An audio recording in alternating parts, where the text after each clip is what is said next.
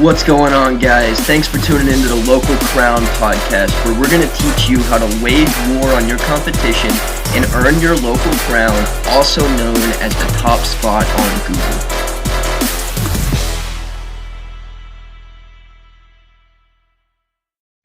Awesome. So from talking to you right now, I've gathered that the core pillars for a successful business are self-awareness, communication, and cash flow. Is there anything you think needs to be added in with that? Oh, sure. I got 7 of them, and cash flow is not even one of them. But yeah. I mean, I look at this from a bunch of different angles. So my 7 barometers I keep talking about are leadership strategies, and these are things anyone can do, starting from this moment, right? And so, those couple of other things, vision and action, right? Being able to take action on a vision, being able to have a vision and take action on it, and be able to motivate others to do the same. I call that harnessing the power of the category 5. So, being able to see a situation and know what you can do to affect it and make it easier, better, different. So a small example in my storm situation, when I finally got rescued and I was alone still, and I was isolated from the people that were my friends. I didn't know anybody who lived in my immediate surrounding hillside, and their homes were destroyed too. And we were all in varying levels of resources and capabilities and shelter. And so immediately stepping forward and contributing, I went and tracked down water. I did food runs. I helped my community. I gave them things I didn't need. Whatever was left that I didn't use, I'd hand it out to the community. I took people into my sheltered space. We see a situation and we step forward to be able to help others so that we in turn can get what we need. And so that's the kind of thing that we're all capable of, having a vision for what's both immediate and needed. And, and then for business, when there's not a category 5, what's the long-term vision? What are we trying to enroll people to? And then what actions need to be taken? So that's another example.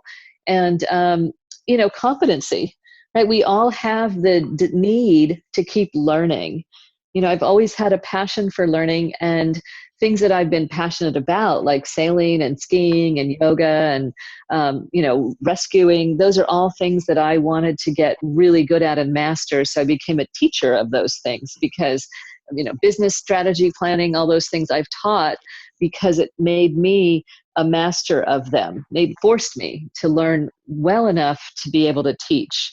And that to me was the ultimate. So we have a responsibility to people to become masters at what we're trying to do, to be experts and, demonstrate a level of competency. How can you lead others? How can you enroll people in what you're trying to do if you're not an expert at it?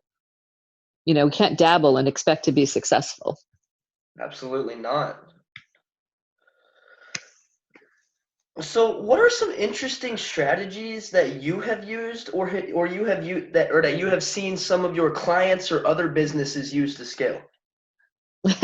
Well, I think it's really important to be willing to do the planning necessary, right? So, I do this with clients. The smart ones are doing it, and they're, with me or without me.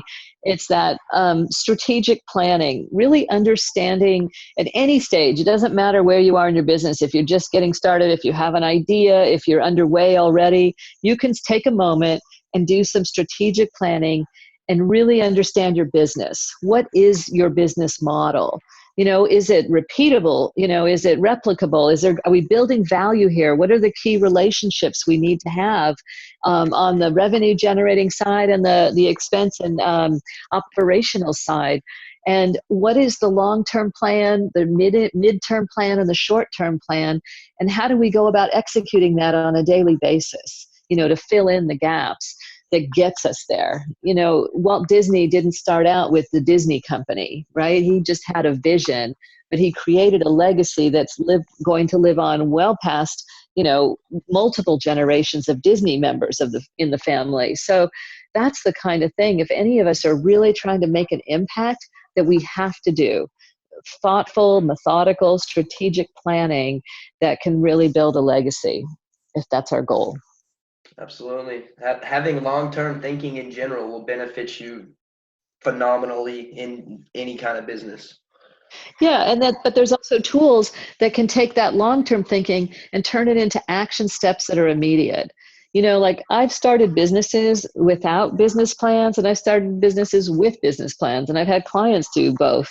And, some people are just destined to be successful, and regardless of what their planning is, they're just going to keep at it. But, we give ourselves our best shot by creating something that's actually actionable. So, rather than the business plans of old days, 50 pages and, all this stuff doesn't mean anything, financial projections and all this market analysis and stuff. It's like you first have to understand your business. You have to have an actionable plan that you can communicate to others. And that is something that people overlook all the time, looking at, creating a mission statement or a vision statement. And, I'm talking about going on a mission, not just creating something you can shove in a drawer later and never look back. That makes sense. Too many people have a tendency of that. I know a while back I wrote a mission statement and I haven't looked at it. It's changed since then. Right? It doesn't mean anything to you, right? Because it's not an action statement, right? It's not something you're living every day and then reviewing and modifying. And, it's the difference between writing about going to Mount Everest and going to Mount Everest, right? Definitely. That's actually an incredible comparison. Yeah, we should all be so lucky, right, to climb Mount Everest. But really, starting a business is just like that. It can really be. is. Yep. So if you had to start over today, what would you do and how would you go about it without going into too much detail, obviously? Well, having made most of the mistakes I just described, not avoiding, I would be far more conscious of, who I know. I'd make an effort to be more self-aware. I'd be more mindful of my communication and be a better student of these things so that I could enroll people in my vision.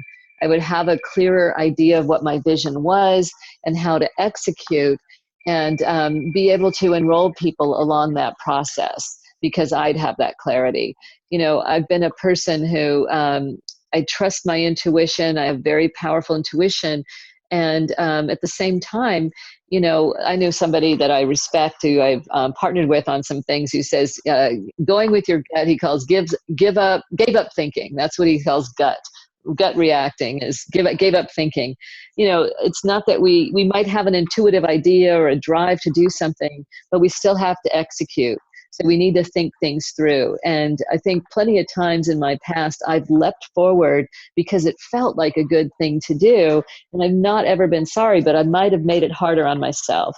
So I probably do a lot more thinking, gain a lot more clarity before moving through things and into things that would have made things a lot easier and shorter and faster, as I do now for other people.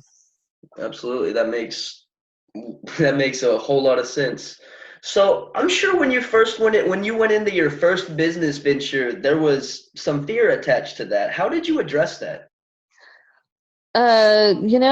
I guess it's like I said before, when I'm a pretty fearless person. So, I don't think that I really would ever let fear stop me.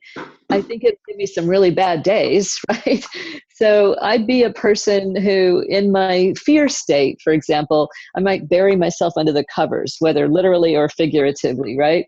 And I've had clients who, when they get into fear, they're spinning, right? It looks like they're really, really busy and they're doing all kinds of things, but none of it is forward moving.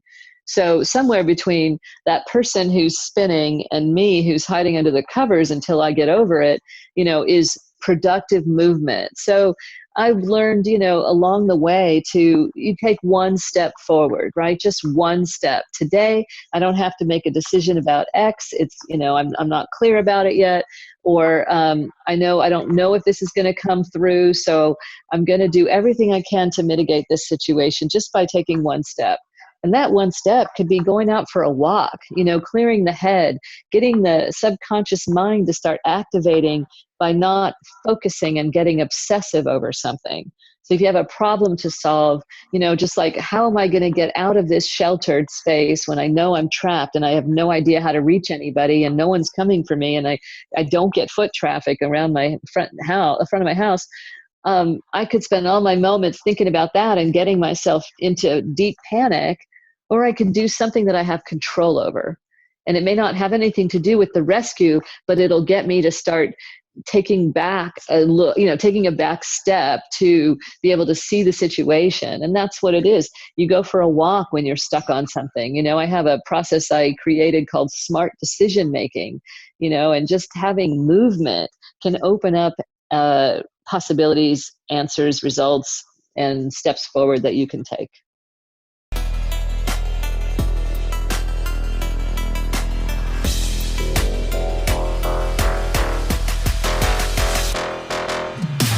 Thanks so much for tuning in. I hope you learned something. If you have questions, email us at info@thelocalcrown.com. And if you want to get featured in our publication, Inside the Empire, alongside John Lee Dumas, the entrepreneur on fire, Jayson Waller, the CEO of Power Home Solar, Sharon Lechter, Dan Caldwell, the man that started Tap Out, and the limitless man himself, Kwik, for free, then head over to thelocalcrown.com/become a contributor.